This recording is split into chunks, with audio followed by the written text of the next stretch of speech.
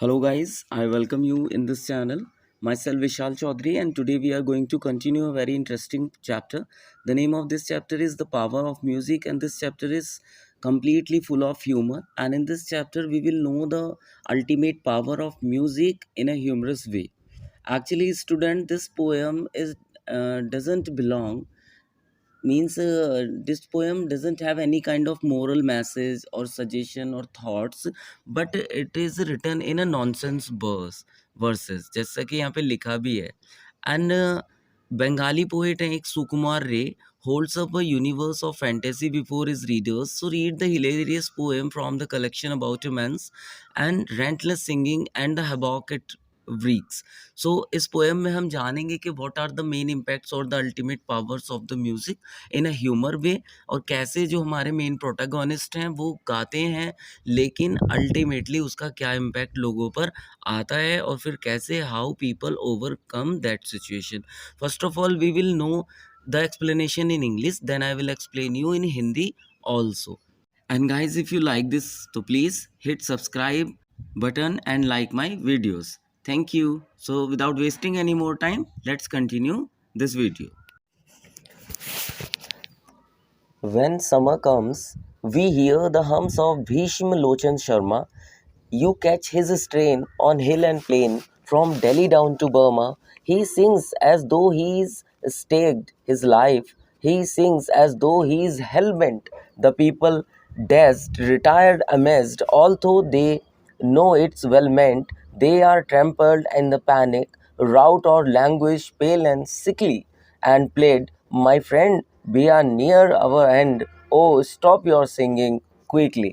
So now, student, this is your first stanza, and let us move towards the explanation of this stanza. Student, first of all, I will tell you the explanation in English, because जो English को समझने वाले बच्चे हैं, they can understand in a better way, and then I will tell you in Hindi. Means stanza wise, first I will explain in English, and then as well as in Hindi also. So the here is that कि Bhishma Lochan Sharma sings during summer season, and his songs can be heard all over from hill to plain and from Delhi to Burma. कि बेटा जो भीष्म लोचन शर्मा है वो सिंग करता है summer season के दौरान, और जो उसके सॉन्ग्स हैं उनको सुना जा सकता है हिल से प्लेन तक, यानी पहाड़ों से प्लेन जहाँ पर समतल मैदान होते हैं वहाँ तक, और दिल्ली से बर्मा तक. मीन्स कि जब वो सिंग करता है तो उसकी जो साउंड है, भीष्मलोचन शर्मा जब गाना गाता है तो उसकी जो साउंड है वो बहुत दूर दूर तक जाती है.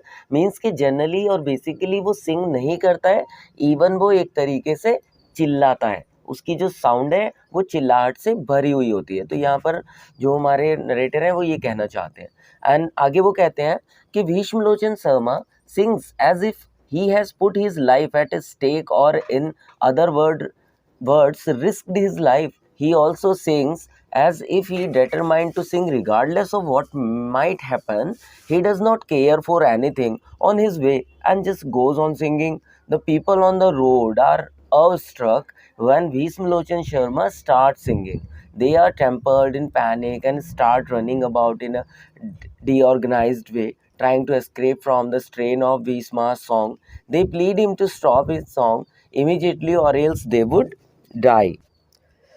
इन हिंदी बच्चों हम कह सकते हैं कि जो भीष्मलोचन शर्मा है वो ऐसे गाना गाते हैं जैसे कि उनको फांसी के तख्ते पर चढ़ा दिया गया है. मीन्स के उनकी आवाज़ में बड़ा कोलाहल सा होता है, एक हॉरर सा होता है, और वो गाते हैं जैसे कि वो बिल्कुल गाने के लिए ही बने हैं, बिल्कुल डिटरमाइन है गाने को लेकर के.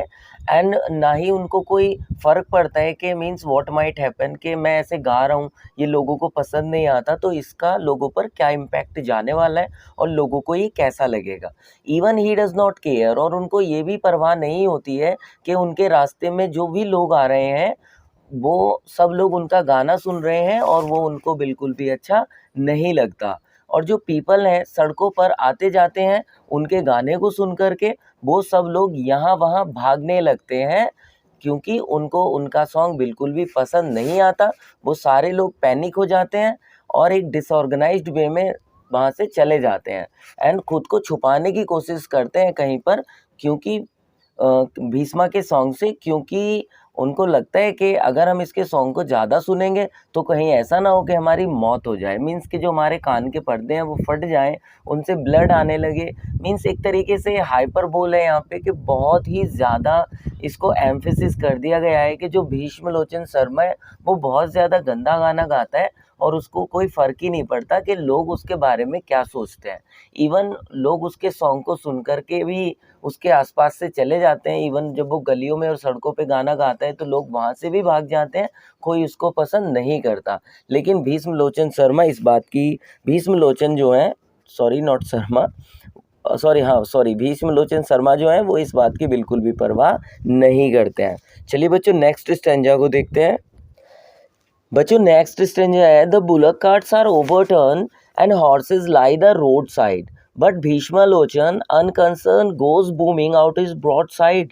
The wretched brutes resent the blare the hour they hear it sounded. They whine and stare with feet in air or wonder quite confounded. The fishes dived below the lake in frantic search for silence. And even अब आप देखिए बच्चों की क्या impact पड़ता है, जो भी इवन ये तो भी हमने बात की ह्यूमंस की, बट जो एनिमल्स हैं या जो अदर क्रिएचर हैं इस दुनिया में, उन पर भी जो भीष्म लोचन है उनके गाने का क्या इम्पैक्ट आता है, तो हम इसको देखते हैं।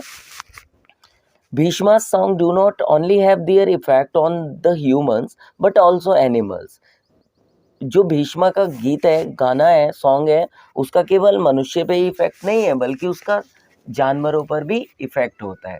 The bullock carts are overturn, जो बुलक कार्ट्स होती हैं वो पलट जाती हैं। इवन हॉर्सेस नाई इन पैनिक, जो घोड़े होते हैं वो पैनिक, दर्द से बिल्कुल चिल्लाने लगते हैं, नाई करते हैं। But Bhishma passes by unconcern, लेकिन भीष्मा वहाँ से अपने गीत गुनगुनाते हुए गुजरते रहते हैं बिना कोई ध्यान दिए। Even the poor animals started screaming in annoyance the moment. Even बेचारे जो छोटे छोटे बेचारे जानवर होते हैं वो सब चिल्लाने लगते हैं, एक तरीके से बहुत ज़्यादा शोर कॉमोशन होने लगता है। And the moment he is singing starts, जिस क्षण भी भीष्म गाना शुरू करते हैं और बल्कि इससे ज़्यादा क्या होगा कि जो फिशेज़ होती हैं वो डाइव कर जाती हैं, वो कूद जाती हैं, मीन्स के और ज़्यादा गहरे पानी में लेके, जिससे कि उनको शांति मिल सके इन सर्च ऑफ पीस। तो ये बच्चों एक तरीके से बहुत ही ज़्यादा मीन्स वी कैन से कि एक प्रो अल्टीमेट बेइज्जती है भीष्म की, क्योंकि बच्चों ये जो पोएम है ये फुल ऑफ ह्यूमर है, हंसी मजाक से भरी हुई है, तो एक इसी टोन में चलती है। अच्छा आगे देखते हैं, चलिए बच्चों कि जो थर्ड हमारा स्टैंजा है उसमें क्या है। इन थर्ड स्टैंजा हम देख सकते हैं, the very tree collapse and shake you hear the crash a mile hence, and in the sky the feathered flighter turtle while they are winging. Again we cry, we are going to die. Oh, won't you stop your singing. अब देखिए बच्चों ये तो humans और animals थे, अब हम यहाँ पे ट्री की बात करते हैं। तो ट्री के लिए क्या बोला गया है, the moment Bhishma start singing, कि जिस क्षण पे भीष्म गाना शुरू करते हैं, the tree collapse and shake their crash and can be heard far away, कि जो ट्री होते हैं वो कोलैप्स करने लगते हैं, मीन्स आपस में टकराने लगते हैं हिल हिल करके, और जो उनके पत्ते होते हैं वो गिरने लगते हैं, जिनकी आवाज़ें और पेड़ों की टकराने की आवाज़ें मीलों दूर तक सुनी जा सकती हैं।